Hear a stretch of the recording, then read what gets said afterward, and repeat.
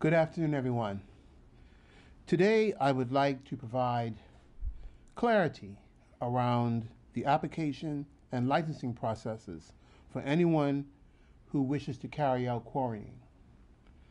I am joined by the Director of the Department of Planning, Ms. Victoria Pereira, and Dr. Jeff Smith, who is the Environmental Engineer from the Department of Environment and Natural Resources. And I thank them both for being here today with me. Following Hurricane Umberto, a number of roofs, as we well know, were damaged, and slate is required to complete the necessary repairs to those roofs. As a result, quarrying operators experienced what can be described as a serious increase in the demand for such materials to repair roofs throughout the island. The Department of Planning and Environment and Natural Resources, under my ministry, has been collaborating to ensure that demand for slate is properly satisfied and serviced. But I'd also like to thank the Construction Association, who initially gave us a lot of help and support with dealing with the issue in the initial weeks after Umberto as well. I would like now, as a part of my statement, to differentiate between the roles of the two departments and how they give assistance to the public with these matters.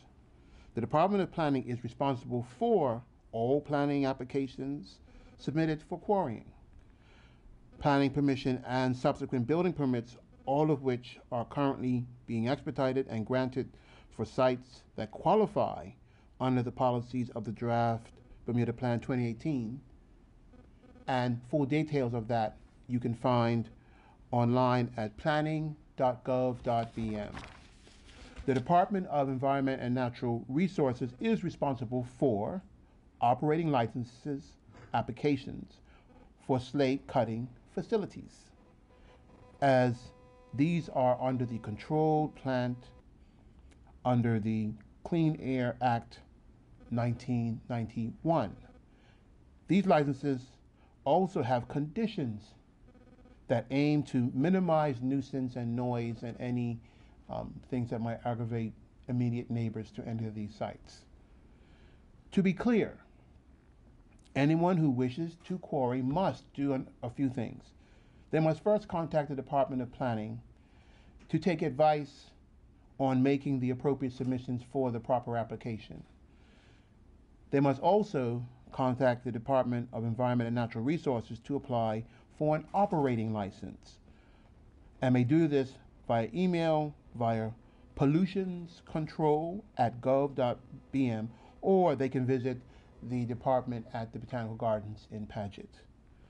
I would like to note that the Department of Planning is right now in the process of developing a new initiative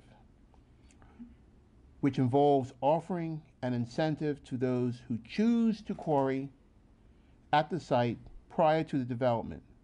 And just to give an example of what we mean by this, instead of just excavating out the site with a backhoe, essentially, to create space for a water tank or other types of parts of the development, the option to quarry out the site we wish to make available to create the tank that may be a part of that development. While development of this proper process of incentive is ongoing and we're working on all the details, we expect that it will include some sort of rebate on the fees or other savings that a proposed developer can add to the development process. So we're looking to make it some sort of savings for anybody who wishes to choose to quarry out the area rather than just dig it out via machinery. All dependent on, of course, whether the stone is of quality for slate and where the particular site is and how it's zoned. Those are issues that will actually need to be reviewed with any such application, even as we consider the incentives for them to take advantage of. But I also wish to emphasize a number of key points which may have been missed by members of the public around the issue of quarrying, and let you know what the government does not do. The government does not sell slate. Certainly and when I refer to the government, I mean the Department of Planning. We do not determine how much quarry operators cut on a daily basis, and we do not determine when they cut the slate. So there may be sites that have been approved for cutting, but there's no cutting going on. We can't force a quarry operator to cut. And we must also remind everyone that the quarrying of slate is a private business matter. Most of the sites where quarrying either has been going on for a number of years or is current going on is on private property, not on government property. There are 2 sites which are operating, one of which is on government property, and that is at the Prison Farm in St. George. And the other site is located on private property at Radnor Estate Road in Hamilton Parish. Additionally, the Department of Planning has been for a number of weeks, and it continues to this day, conversations with individuals seeking to carry out slate quarrying on at least 4 different sites. But let me make it clear to you all, we are awaiting those persons who have expressed their interest with submitting the appropriate information so that we can expedite their applications. And we have no desire to hold up this process, but there is a process, and they know what they need to do so that we can facilitate their operation of their selected sites for quarrying. Finally, I think we need to have a conversation with the Bermuda public, and I'm challenging the public to consider these issues. And we need, as a country, to think about the long-term viability of large-scale quarrying, period. As a community, we need to move away from strictly relying on quarried slate, stone, and we need to look at other sustainable options. Now, one might say quarrying slate on Bermuda, on like Bermuda land is sustainable, but there are other issues which I think we have to consider, which has to how much land are we prepared to put to quarrying in the future, as quarrying is not a mainstay as it was in the past. It is now more of a subsidiary of a larger development process. It's no longer as essential to Bermuda building as it once was in years gone by. The use of synthetic products is becoming more available and viable and part of an industry standard. And while a wide range of products is increasingly available, we know that it is going to take some time for those products to perhaps be available en masse to the market. Most Bermuda houses do continue to be traditional slate, so that need is going to be there for the foreseeable future. But there are other types of products available. The Department of Planning has reported an increase in the number of applications for new synthetic materials for consideration by our Building Materials Committee. And only this week, many of you would have seen a report in the media about 2 Bermudian structural engineers and their new product, referred to as Slate 2.0, which they say can be made, 1, here on the island, and 2, from materials here on the island. And those materials can be up to 75% recycled from debris and materials that can be generated right here on the island, and have been specifically designed for Bermuda roofs. So there are alternatives becoming available, and our building methods and the choice of building methods that Bermudians decide on in the future are going to have to change to respond to this clear issue of slate. Even though in emergency cases like after hurricanes, there's clearly going to be an issue of the supply of traditional slate. But as we continue with development and building as a country, we're going to have to think about, well, what are the alternatives? Because there's not always going to be the availability of slate or the number of people to cut slate as perhaps has been in the past. I expect the need and demand for synthetic options to increase going forward, and we look forward to others who may come forth with other options similar to Slate 2.0. With that, everybody, thank you for coming, and we're happy to take any questions. Good afternoon, Minister. Good afternoon. Couple of things, maybe just to begin with. Do we know how many houses remain damaged from Humberto? I don't believe we do know. No, that's not a number that we would have. Those persons don't come in to report to us at all. And if I can just add a point there, one of the things that we did after Humberto, which was to help with people to quickly facilitate development, is that we forgoed any types of fees that might be incurred with replacement sort of activity from Humberto. So if you had to replace slate on your roof, you didn't have to come to planning. So that's one reason why we wouldn't know. People were just allowed to go ahead and replace their damage as it was just replacing what had already been removed. Sure. So we wouldn't know. The only way we'd have known if we'd have required them to come in and sort of report their damage to us.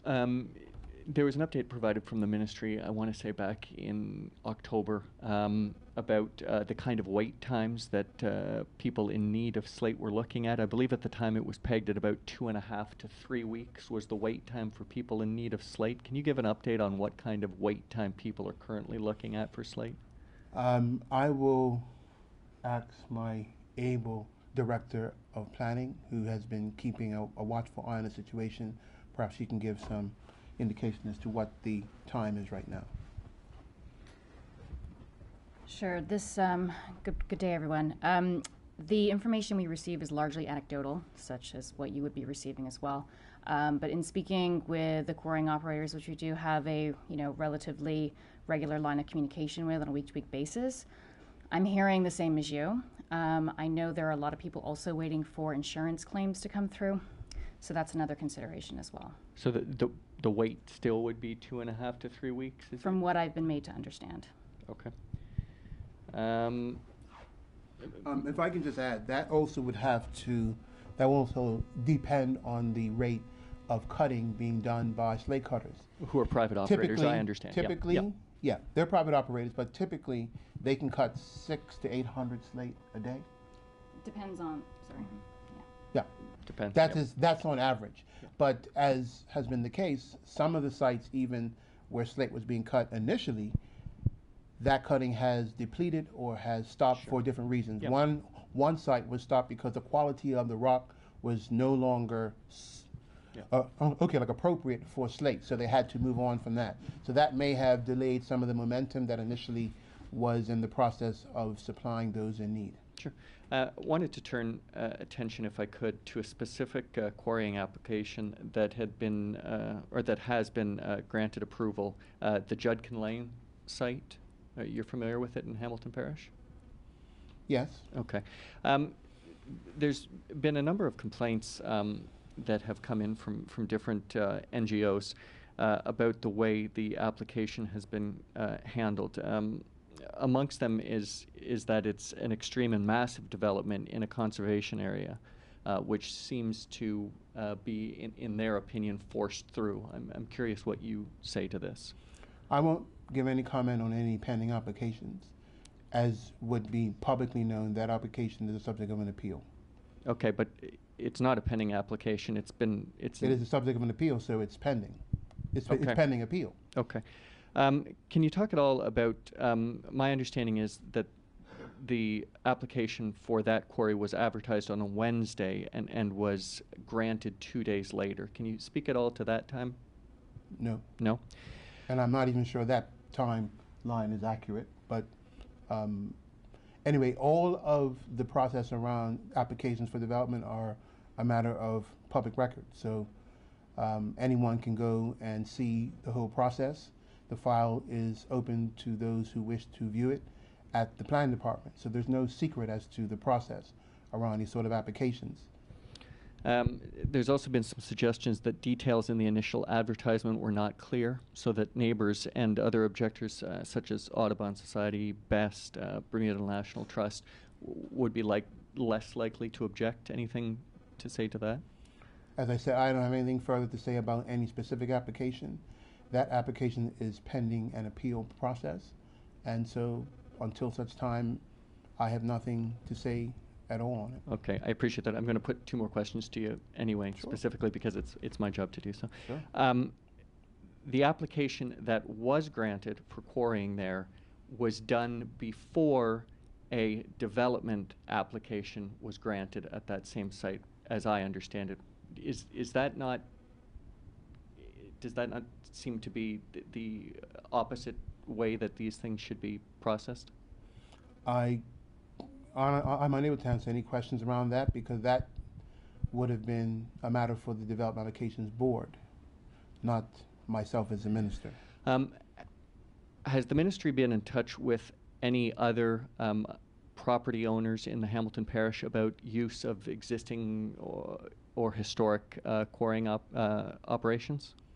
We were contacted by other owners in the area who, in light of the emerging situation that exists in the country post-Umberto, were prepared to make their sites available to the government for quarrying. They would have to have gone through a process to ensure that quarrying could start, but that process never materialized because there was a choice made that it wasn't necessary to take advantage of their offer. We were appreciative of the offer, but it was just not taken up. Okay. You mentioned before, if I'm incorrect, please correct me, at least 4 different sites right now where potential quarrying could take place. Is that correct? Yeah, we're awaiting final submissions from other persons who've expressed an interest in making sites available for quarrying. Those submissions will be made in the proper way. They will be expedited as efficiently as they can, all within the guidelines of the planning laws and regulations. But we await for those persons to make those submissions. Okay. And the department has been very efficient, in my view, with processing any applications that have been made, particularly on the Department of Planning side, for quarrying. Sure. My final question, Minister, and I appreciate you taking so many, relates again to the Judkin Lane Quarry application. We've heard that Chris Ferbert Jr. is connected to the application for that property. Can you confirm or deny this? I have no idea who is connected with the actual application itself. That application was considered by the Development Applications Board. Yeah. And until such time as it comes to the Minister for Appeal, I'll have no information on who is a part of it or whatsoever. Understood. Thank you, Minister. I appreciate that. Afternoon, Minister. Good afternoon. Are we going to see a day in the future, in the near future, where plans that come in for new buildings are going to be told that they have to go with an alternative roof structure? Thank you for that question. We are actually looking at a number of different ways going forward where we can promote more sustainable building methods in Bermuda, and we will definitely look at making it more suitable for the inclusion of alternative products for traditional Bermuda building methods. So the answer to that is yes. That process has already started, and myself and the Planning Department, along with the Department of Environment, have been looking at how we can help the process of building to be more sustainable as well as more efficient. We already working on some streamlining initiatives within the Department of Planning, but also we're looking at how new alternative building methods can be used that will be more sustainable, that will not subject developers to some of the natural issues of hurricane damage or people who need to repair their homes to the usual issues that come after natural events like that. So yes, we are looking at more sustainable building methods and how they can be incorporated, and also with a view that hopefully this will even help to lower some of the costs related to development as well. Thank you. Just wanted to know have the St. Regis or the airport developments been affected at all by the lack of slate? Cool. And the other question was, after in 2014, after Fay and Gonzalo, there was a lack of slate. Just to clarify, what has been learnt from that is being applied now? Well, I think what we've learned is that the issue of the availability of slate continues to be an issue, and that we must aggressively now, before the next season, help with ensuring that alternative methods like the Slate 2.0 are made available to the public. It did not exist post-2014, so we were completely reliant on the availability of natural slate. Here we are now in 2019. There is the opportunity to help bring alternative, sustainable, artificial products to the market so that by next season, there wouldn't be such an exposure. Some of the challenges, I think, with some of the existing artificial products is that they don't merge well with the natural slate. So there's been a challenge with that with some developers. That's why people ultimately have deferred to using the usual existing slate. But then some people have decided, well, since the amount of damage is so extensive, they're just going to totally remove that aspect of the roof and add an artificial product there, and then it merges better. But when it comes to just little remedial repairs, the artificial products don't necessarily fit well. But with wholesale roof replacement, the artificial products obviously are being deployed, and we know of a number of cases where people were looking for slate, have decided instead of waiting for the slate, they've deferred to a artificial product, and it's worked for them. So we will look between now and the next season to making sure that while artificial products are available, that they are easily available to everybody concerned, not only for repairs, but also for further development going forward, as long as these products are reliable. Okay, and how much slate was already cut before Hurricane Humberto? I cannot give you information on that. As I told you, the availability of slate is purely a private sector issue.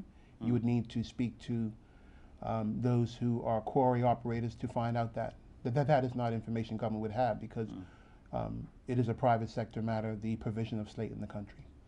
Okay, we're talking about preparations for the future, although your colleague, MP Zen de Silva, he was quite direct after the 2014 and Fay and Gonzalo, saying, let it be a lesson for whether it's a PLP government or an OBA government, let it be a lesson, we should keep a large amount of slate in stock. Were there any processes put in place between then and now? Well, you're talking about a period which was primarily under another government, so you need to put that to those who are running that group then. But I think I've answered the question about lessons learned as to what we're going to do going forward, because the storage of traditional slate is very difficult to do. So having traditional slate sitting around for 4 or 5 years waiting for a possible hurricane is not an easy system to maintain, because it is a natural product. It's subject to erosion, it's subject to weathering, and that is not an easy process. So that is why going forward, having the availability of alternative products is actually the better way to go, because even the Slate 2.0, and I'm not trying to plug them, give them a shameless plug on this podium, but as it goes from what I understand, their product can be stored easily, and it doesn't erode, it's not subject to weathering, and can be available for the next opportunity when replacement is required. So I think that the next way to go is to ensure that the alternative systems are readily available for replacement and repair, rather than just exclusively relying on the slate. Now, I can only deal with the lessons learned since 2017 to now. I cannot myself deal with whatever happened between 14 to 17. That was with another administration.